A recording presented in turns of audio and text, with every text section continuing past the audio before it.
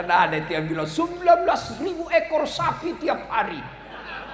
Ternyata usut punya usut, sapinya ada di Royco. Sayalah kira-kira yang paling berat tugasnya. Kalau tadi Ustadz Fahru Rosi, alumni Pondok Pesantren Gontor, dilanjutkan dengan Ustadz Lukmanul Hakim, juga dari Gontor. Dan insya Allah sebentar guru saya juga Ustadz Abdul Somad. Tiga-tiga beliau ini pesantren terkemuka. Saya hanya dosen sospol. Satu-satunya pesantren yang pernah saya alami adalah pesantren kilat. Saya berpikir-pikir, selama ini Pak Kiai, kalau saya diundang ceramah banyak kiai di dalam, saya masih percaya diri. Saya bisa bilang, saya diundang satu-satunya alasan karena sayalah yang paling banyak follower saya di sini. Di sini saya tidak berlaku kalimat itu. Kenapa? Ada guru kita Ustadz Abdul Somad yang lebih banyak lagi followernya dari saya. Maka saya timbang-timbang, kenapa saya diundang? Karena sayalah yang paling lucu dari 4 penceramah ini.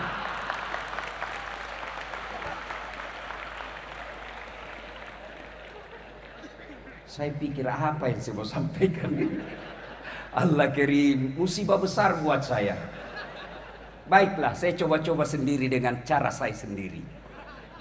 Ibu-ibu, adik-adik sekalian, kalau saya ikut pilkada, kalah, masih ada pilihan. Ikut lagi 5 tahun yang akan datang.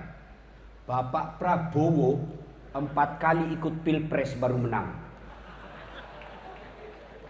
Saya tidak disenang sama gubernur kalau saya pegawai. Saya masih ada pilihan. Apa? Pensiun dini. Selesai masalah. Saya merantau ke Jawa. Di Jawa tidak enak. Mulere, mangan orang mangan, yang penting ngumpul. Pulang lagi saya ke Sulawesi. Saya merantau ke Malaysia. Malaysia tidak nyaman. Masih ada pilihan. Saya balik ke Indonesia. Ibu-ibu, suami cerewet, malas cari nafkah, ada pilihan? Ada. Pulangkan saja aku pada ibuku, atau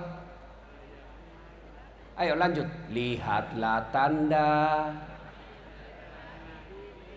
bekas tampar.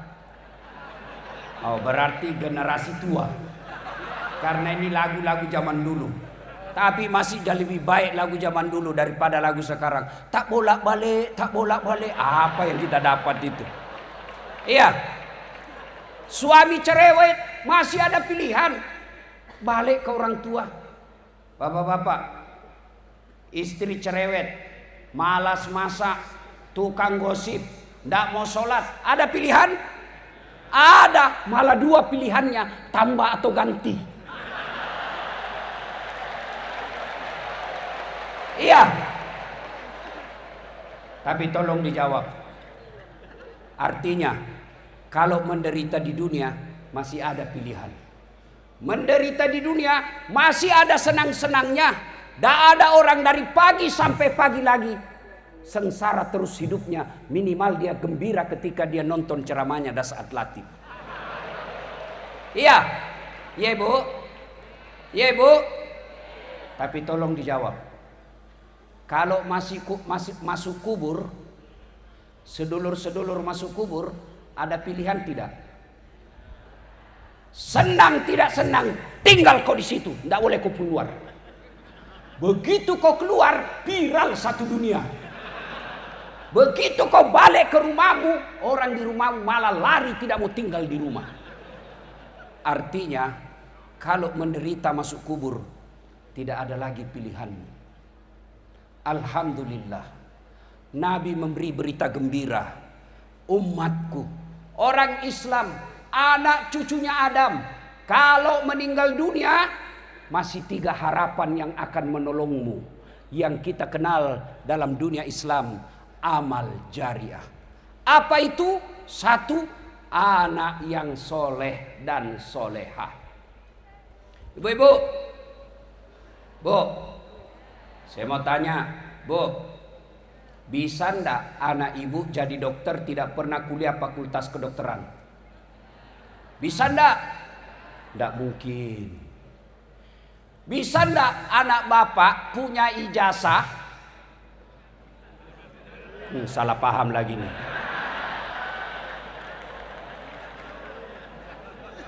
Sudah ndak usah itu kalau gitu. Bisa ndak bapak ibu sekalian punya anak jadi kapolsek bukan polisi? Ndak mungkin. Bisa ndak anak bapak ibu sekalian jadi tentara tidak pernah daftar lulus tentara? Ndak mungkin. Bisa ndak anak bapak ibu sekalian jadi anggota DPR tidak pernah caleg? Bisa, bawa kursi sendiri. Tapi beleng-beleng. Iya. Tolong jawab, Bapak Ibu, adik-adik sekalian. Bisa ndak anak kita soleh dan soleha meskipun tidak jadi dokter? Bisa. Bisa ndak anak kita soleh dan soleha meskipun tidak kuliah? Bisa. Maknanya menjadikan anak kita soleh dan soleha jauh lebih mudah, jauh lebih murah daripada jadi anggota DPR.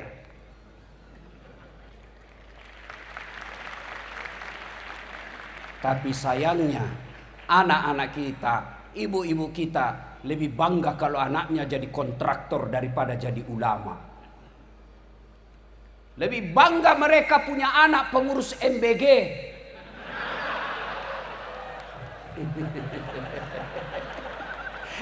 Karena ada yang bilang 19.000 ekor sapi tiap hari.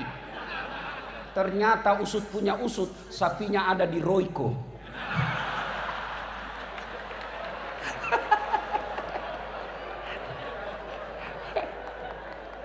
Nah, Bapak Ibu saudara-saudara sekalian, halo Ibu, Ibu, saya mau tanya Ibu, kalau Ibu meninggal nanti siapa yang doakan? Suami? Jangan harap Ibu kawin lagi. Oh, istri saya komplain. Jadi Ustadz, nanti kalau saya duluan meninggal, Ustadz mau kawin lagi. Saya peluk baik-baik dia Bu. Saya bilang, dengar kau sayang, jangankan kau meninggal, masih hidup saja saya selalu berpikir kawin lagi. Apalagi kalau kau sudah mati. Siapa yang doakan Bapak Ibu sekalian? Ibu-ibu kalau meninggal, siapa yang doakan? Anak. Sedulur-sedulur, kalau bapak-bapak meninggal, siapa yang doakan? Temanmu. Jangan harap.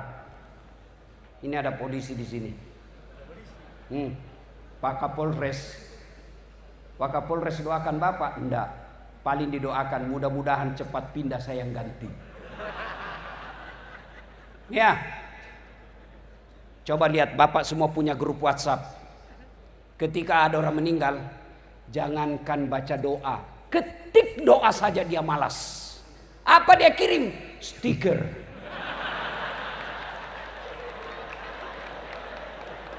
Al-Fatihah. Dia tidak baca itu. Bapak ketawa karena bapak semua pelakunya. Iya. Siapa yang doakan kita? Anak yang soleh dan soleha. Alangkah bahagianya kita. Alangkah bersyukurnya kita. Ketika sudah jasad kita ditanam dalam tanah, anak membangunkan masjid untuk orang tuanya. Ketika kita sudah pensiun, orang tua kita sudah tidak mampu mencari nafkah, anak-anaknya bermusyawarah, 5 anaknya masing-masing musyawarah. Saudara-saudaraku yang kakak berpidato, adik-adik sekalian, bapak sudah pensiun, tidak boleh lagi memikirkan sembako, tidak boleh lagi pikir token listrik. Mulai hari ini 1 anak 2 juta transfer ke orang tua, 5 anaknya 10 juta gaji pensiunnya dari anaknya, halalan thayyiban. Yang banyak kita lihat dimuliakan di media sosial, dihormati di kantor, dicium tangannya anak buahnya, sampai di rumahnya dimaki-maki sama anaknya yang masih SMP. Demi Allah, orang tua seperti itu rugi lahirkan anak. Anak yang soleh dan solehah inilah yang menjadi harapan kita. Dia akan mendoakan.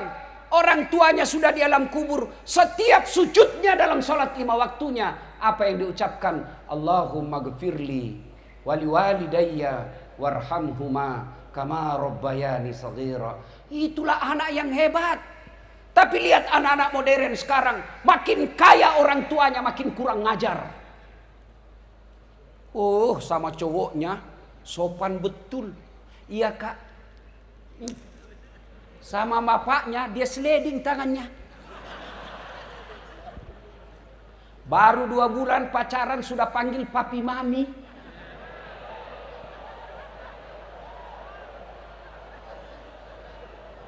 Pret. Orang tuanya tidak dihormati. Dinasehati sama orang tuanya, apa katanya? Ah, itu kan dulu. Celaka orang tua seperti ini. Punya anak justru yang dilahirkan adalah raja. Yang kita harapkan punya anak, anak kita lah yang merajakan kita dan meratukan kita. Anak yang soleh dan soleha. Maka ibu-ibu, contohlah anaknya Ibrahim alaihissalam. Ibu-ibu masih ingat Ibrahim alaihissalam? Ketika diajak ngomong anaknya, nak, saya diperintah Allah untuk menyembelih kamu. Menurutmu bagaimana? Kisah ini pelajaran buat kita. Orang tua tidak boleh otoriter dalam mendidik anak. Sudah nyata-nyata wahyu, masih diajak ngomong anaknya. Mail, Ismail. Jangan juga kau cari di kitab Mail, tidak ketemu kau sampai kiamat. Menurutmu saya diperintah Allah menyembelih kamu. Menurutmu bagaimana? Coba, sudah perintah Allah masih diajak ngomong. Banyak orang tua otoriter. Mentang-mentang dia gagal tentara, anaknya dipaksa jadi tentara. Mentang-mentang anaknya dia gagal jadi polisi, anaknya dia paksa jadi polisi. Mestinya lihat bakatnya anak kita.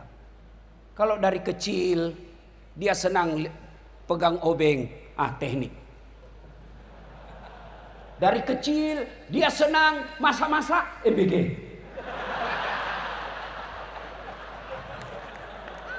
Kenapa? Saya heran, kenapa sensitif sekali nih MBG? Mungkin karena tidak masuk akal ini ya. Iya. Adik-adik sekalian, ketika Ibrahim ajak anaknya ngomong, nak, saya diperintah Allah menyembelih kamu. Menurutmu bagaimana? Kira-kira kalau anak bapak yang milenial atau Gen Z, yang SMP di rumah, nak, saya diperintah Allah potong kamu. Menurutmu bagaimana? Jawabannya, kenapa saya, mak? Kenapa saya, pak? Kakekku aja yang sudah mau mati. Ini jawaban orang pintar tapi tidak soleh. Maka yang kita minta bukan anak pintar tapi anak soleh. Kenapa? Kalau dia soleh insya Allah pintar. Kalau pintar belum tentu soleh. Maka doa Nabi Ibrahim, Allahumma rabbi habli minas solihin. Berikan hamba anak yang soleh. Nah Bapak Ibu saudara-saudara sekalian, mendengar permintaan ayahnya ini, apa jawaban Ismail? Pak, don't worry, be happy. Jangan cemas Pak, laksanakan. Insya Allah Bapak mendapati saya anak yang sabar. Itulah anak yang kita harapkan. Perintah agama tidak membantah, sami'na wa ata'na. Maka ibu bapak, yang pertama yang mengalir terus amalnya, anak yang soleh dan soleha. Ada yang tanya, Ustadz, bagaimana kami ini ibu yang tidak punya anak? Bagaimana kami ini bapak yang tidak punya anak? Tidak punya harapan dong. Oh, anak yang dimaksud di sini bukan sekedar anak yang dilahirkan dari perut istri kita, tapi anak yang dimaksud di sini Masuk di antaranya anak murid yang kita ajarkan. Ibu-ibu yang tidak punya anak, lihat anak-anak didik di kantor, temui gurunya. Ustadz, ada anak hafal Quran kah di sini? Ada anak yatim kah di sini? Berapa biayanya 1 bulan? 700.000 saya tanggung sampai dia selesai. Selama anak itu dia gunakan ilmunya, selama itu ibu punya kiriman amal meskipun bukan dari anak kandung sendiri. 2, karena waktu terbatas. 2. Enggak, saya yang panik di sini, Pak. Ini berat sekali di ceramah, Pak. Demi Allah, saya juga tidak tahu kenapa tiba-tiba suara saya susah keluar. Karena saya stres dari tadi, Pak. Mikir saya gimana, apa yang saya mau sampaikan. 2, kata Nabi, adalah harta yang telah kita sedekahkan fisabilillah. Ibu-ibu, Bu, ini terutama yang banyak emasnya. Kalau ibu meninggal nanti siapa yang pakai emasnya, Bu? Anak? Bukan, istri kedua.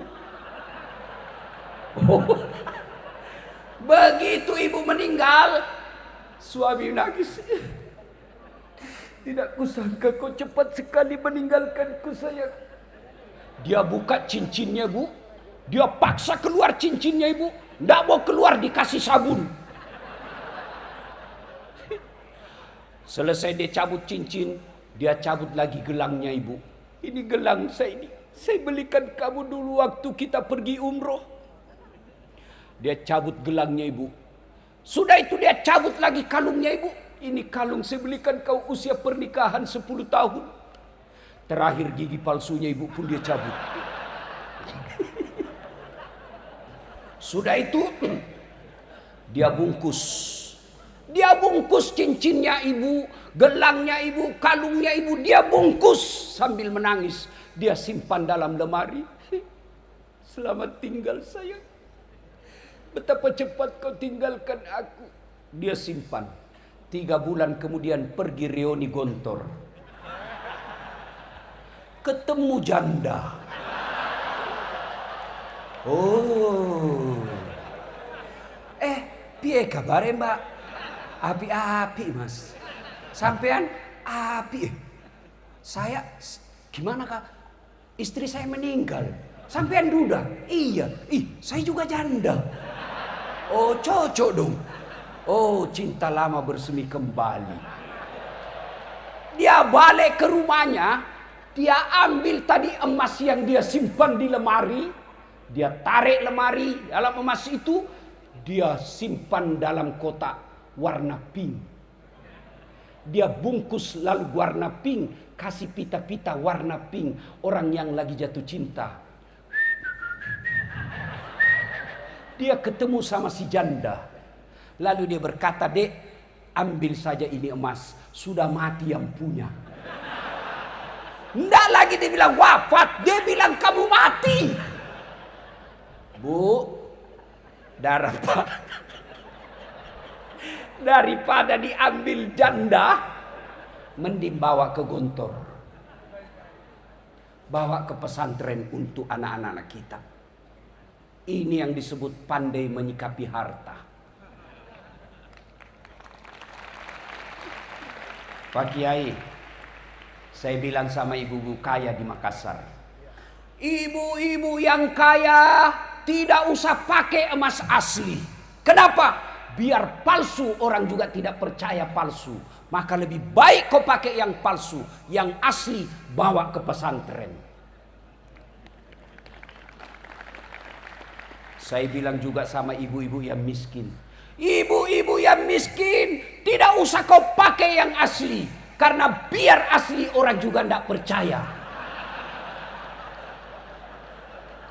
Maka lebih baik pakai yang palsu. Yang asli bawa ke pondok pesantren. Jadikan dana untuk anak-anak yang soleh dan soleha lagi yang sekolah. Adik-adik sekalian, tanya Luqmanul Hakim. Tanya Ustadz Abdul Somad, Abdul Fahur Rosi Ansor, tidak ada orang bangkrut gara-gara sedekah. Tidak ada orang yang jatuh bangkrut karena sedekah. Yang sepanjang saya tahu justru dia kaya karena rajin sedekah. Dan tidak ada orang senang orang pelit. Saya mau tanya bapak-bapak, senang tetangga yang pelit atau dermawan? Ayo jawab. Senang menantu yang pelit atau dermawan? Senang pemimpin yang pelit atau dermawan? Tuh, tidak ada orang suka orang pelit. Bahkan orang pelit sekalipun tidak suka sama orang pelit. Dia bilang, tidak usah kau ke rumahnya, pelit. Padahal dia juga pelit. Maka bapak ibu yang hadir, alumni Gontor, ayo sedekahkan harta kalian untuk kemajuan pondok ini. Saya tidak punya duit Ustadz. Kalau Anda ahli di bidang media sosial, sedekahkan media sosialmu untuk pondok ini. Saya ahli komputer Ustadz, sedekahkan ahli komputermu untuk pondok ini. Saya ahli manajemen Ustadz, sedekahkan manajemenmu untuk kemajuan pondok ini. Inilah yang kita istilahkan dalam Quran, pastabikul khairat, berlomba-lomba dalam mengambil kebaikan.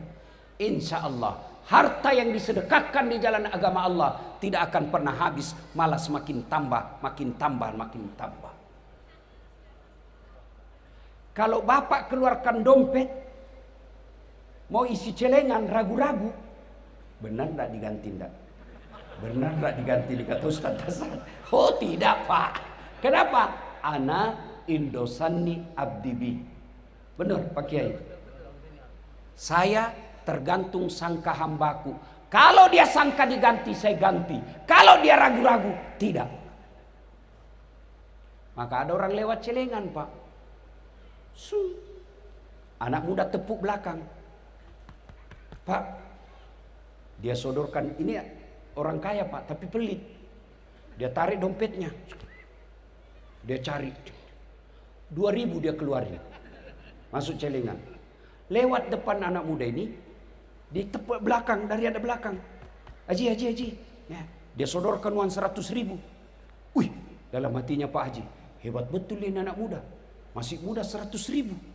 Akhirnya dimasukkan celengan. Begitu masuk celengan, dia bilang ini anak muda, Pak Haji, itu uangnya bapak yang jatuh tadi.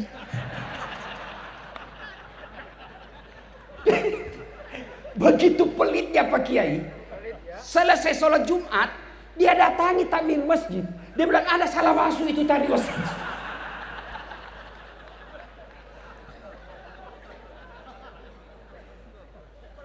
Pelit betul. Maka dedek sekalian, bagi manajemen modern Eropa, Amerika, Australia, cendekiawan mereka berkata kalau mau maju ekonomi, kalau mau banyak duitmu, dia pakai manajemen ekonomi modern. Bagi kita pakai manajemen ilahiyah. Apa? Sedekah. Sedekah. Jangan berkata saya masih mondok, tidak mungkin. Sedekahlah, meskipun sedikit. Apa sedekahnya Ustaz? Dilihat pesantren. Oh, sini tidak ada sendal dari tempat wudhu. Ada uang belanja dari ibu. Belikan sendal jepit. Niatkan, ya Allah, tambahkan rezekiku. Saya akan ganti ini. Insya Allah, pondok ini bisa maju kalau kita semua berlomba-lomba dalam mengambil kebaikan. Salah satu di antaranya sedekah sesuai dengan apa yang kita miliki. Yang ketiga, yang akan mengalir terus-menerus adalah ilmu yang bermanfaat. Saya bukan ustadz, ya teruskan ceramahnya ustadz. Kita punya semua grup WhatsApp, tapi sayangnya grup WhatsApp yang banyak kita teruskan, yang kita share beramai-ramai, kadangkala hanya isu-isu politik. Tapi ceramah-ceramah, konten-konten dakwah biasanya kita malas untuk teruskan ke grup WhatsApp lainnya. Bapak terima ceramahnya guru kita Ustadz Abdul Somad. Terima, sebarkan ke orang lain. Kalau 10 grup, satu grup 100 orang, 500 orang. Masa tidak ada yang nyangkut? Ilmu yang bermanfaat. Saya sayang, biasa heran. Cuma yang selalu disebarkan ceramah saya meleset-meleset sedikit. Dilihat dosa, tidak dilihat barang bagus. Itu aja yang banyak disebarkan. Bapak ibu saudara-saudara sekalian, anak yang soleh dan soleha, harta yang telah kita sedekahkan, ilmu yang bermanfaat, alhamdulillah berkumpul di tempat ini. Inilah tempatnya ketiga-tiganya. Anak yang soleh dan soleha, anak pondok kita, anak pesantren kita. Bayangkan 100 tahun, bukan jumlah waktu yang ringkas. 100 tahun kita lihat Pak, banyak perusahaan, banyak organisasi bertahan 100 tahun. Tapi mungkin karena didukung oleh harta yang banyak. Banyak organisasi perusahaan bertahan 100 tahun. Mungkin karena didukung oleh oligarki. Tapi pesantren Gontor bisa bertahan 100 tahun. Bukan karena harta, bukan karena kekuasaan, bukan karena oligarki. Tapi karena nilai. Mungkin kita melihat ada pesantren dibesarkan oleh keluarga. Tapi apa yang ditularkan, dia menjadi warisan keluarga itu. Tapi Darussalam Gontor diwariskan bukan untuk anak cucunya, tapi untuk umat, menjadi badan wakaf. Itu yang menjadi nilai buat kita semua. 100 tahun silih berganti pejabat, silih berganti rezim, tapi alhamdulillah Gontor tetap berdiri sampai sekarang. Kalau Anda mencari Gontor, jangan cari gedung yang tinggi-tinggi.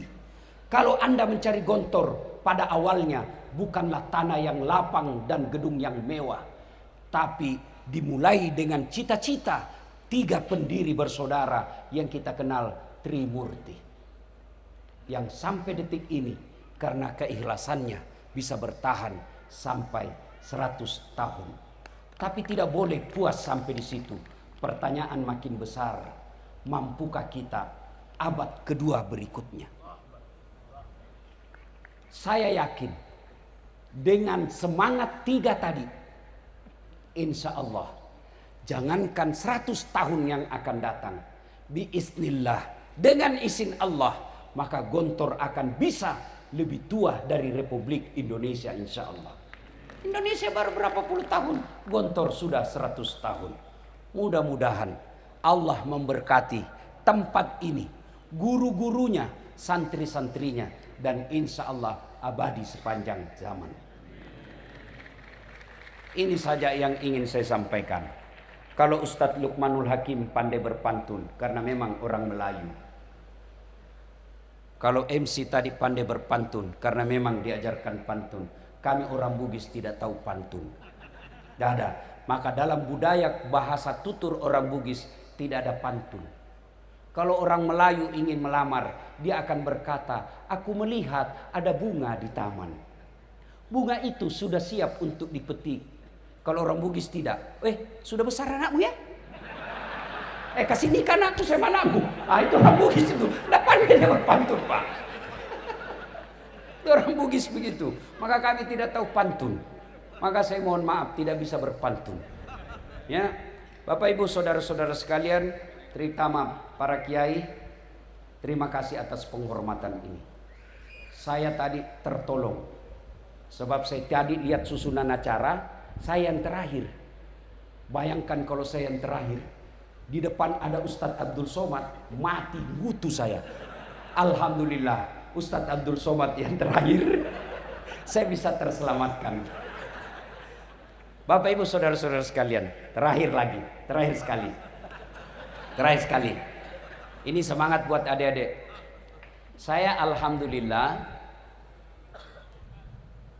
orang Tionghoa pengantin di Makassar, non muslim, saya diundang ceramah nasihat perkawinan. Padahal non muslim, Tionghoa, diundang nasihat perkawinan. Bahkan Cap Gome kemarin, Cap Gome tahun baru Tionghoa, tablik akbar di Klenteng, saya diminta ceramah. Inilah kira-kira yang disebut pesantren modern Gontor. bisa diterima semua golongan. Mudah-mudahan adik-adik sekalian, dakwalah yang rahmatan lil alamin. Kalau Anda ahli dakwah, dakwah. Jangan menakut-nakuti. Ada orang ceramah, baru baca satu hadis, kayak dia panitia hari kiamat. Saya pun dibully di medsos. Dibilangi kamu ustaz tidak sunnah. Cerita-cerita sunnah kamu tidak sunnah.